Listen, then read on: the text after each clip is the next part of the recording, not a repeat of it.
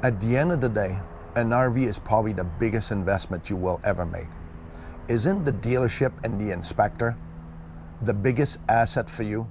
How would you feel if the dealership and the RV inspector could work harmoniously together on your deal? These are the questions that we get asked day in and day out. Cheers. Cheers. To 2025.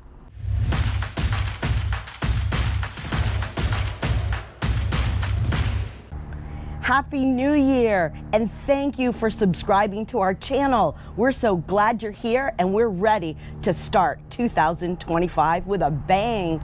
Thank you for following us, and hopefully everything we bring to you has a value, and you will understand why we needed and we wanted to do this video. Are RV dealerships and RV inspectors enemies? Can these two work together harmoniously? That's what today's video is all about. Many times RV inspectors are looked upon as deal breakers. That's not what any of us want to happen. We want our customers happy. The goal about an inspection and the inspectors and the dealership is to make it a nice collaboration so you, the owners, will feel like you got a great experience and you're leaving with a unit that is in one piece. Oftentimes, RV inspectors are thought of as the enemy to the dealership because we do find flaws on RVs. But those flaws don't mean that it's going to break a deal. It just means that our customer wants to know they're safe and they have a good quality sound unit before they sign on the dotted line. A good dealership should see the inspector as a value, as an asset. What we give them at the end of the day, or the end of the next day, I should say, is a report of all the things that we found. As you know, if you follow us, there's a lot of little items, sometimes major flaws, that are found and needs to be addressed. So we should work in cohesion together, the inspector and the dealership. Not always the case. We have customers that call us and tell us that there are dealerships that will not allow an RV inspector to come on the premises. Tell us in the comments below, how would you react if you were told you cannot hire an RV inspector of your choice to come onto the dealership's property? That should speak volume. And the dealership who's smart enough to understand the advantage of having the inspector, welcoming the inspector on their facility and on their unit, should put them as a better dealership because they're actually open to find what the manufacturer missed instead of seeing us as an enemy. And I know there's RV inspectors watching right now, and if you're out there, how many customers ask you what dealerships work well with your customer to get the repair list fixed? Believe me, RV inspectors are going to let their customers know when they call if that is a dealership that works well with them. All RV inspectors have a list of items that need to be available to them to do a thorough, proper examination of that RV. That's what the customer is hiring all of us to do. In that particular situation, if an RV inspector walks onto the premises and the RV is not ready and prepped to be able to inspect, it prolongs the inspection, or it means the RV inspector has to go back home and cannot even inspect the RV. Do you feel that dealership is working for you? Are they really trying hard to work with your inspector to make sure that you get a proper evaluation of the RV so that you can feel confident in paying for this RV? These are the things you need to think about. Dealerships that prevent thorough inspection or blacklist some of those inspectors, isn't it because they have something to hide, or is it because you're too thorough like we've heard before? We are on some blacklist, just saying. You can reach out to ask which one. In the comments below, let us know if a dealership tries to rush or block your RV inspector from doing a proper thorough inspection. What does that say about them and how they feel about the quality of the product they are selling? And I also want you to realize the importance of an independent inspector, meaning they're working for you. We at Blue Ox are training people to work to protect our consumers, not the dealership. I want you to think about this. If you feel that an inspector feels buddy-buddy with some dealership or brings them donut or coffee. This is not independent. In some instance, this is called bribing. How independent is that? When potential customers call to evaluate what Pierre and I are going to do for them, they also ask us a lot of questions. For one, what dealership has worked really well with your past customers? And by the way, sometimes they change as time evolves.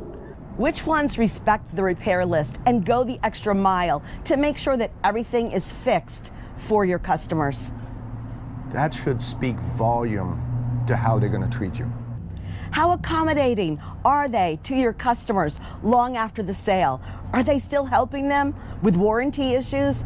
These are the questions that we get asked day in and day out. So if you're sitting there thinking, could I be an RV inspector? Am I ethical? Am I detail oriented? Reach out to us. Go to our website. We have a place on there where you can apply for our next workshop. Spaces are limited, so get on it. We want to hear from you. There are certain requirements that RV inspectors need to perform a thorough inspection of an RV. Here are just a few of the things that we need. We need a space big enough to allow all slides to be fully extended and space on the outside of that for the inspector to be able to go around all of the slides and up on the roof. We need 50 amp service.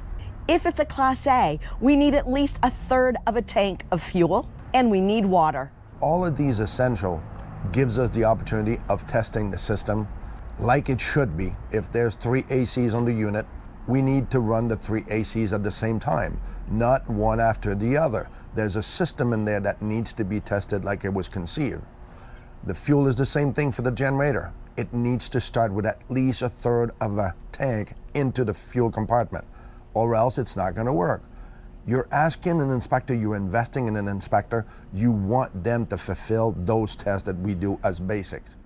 These basic analysis are basically you living in it full time or part time or most time. You want it to be inspected the same way you'd be using everything. Everything's got to work like it was conceived and like it was built. So don't do shortcut, have the unit ready to go for a full-blown inspection.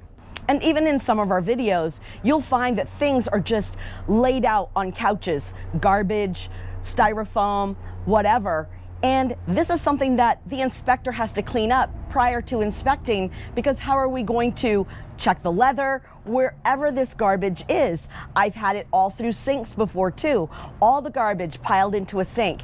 In order to test the sink, I need to clean the garbage out. These are the kinds of things that dealerships should have ready for your inspector, so they do not have to do these things. So that shows you exactly how they're going to treat you. That's the point of this video, was all about this, is the way they disrespect the inspector is the way they will disrespect you.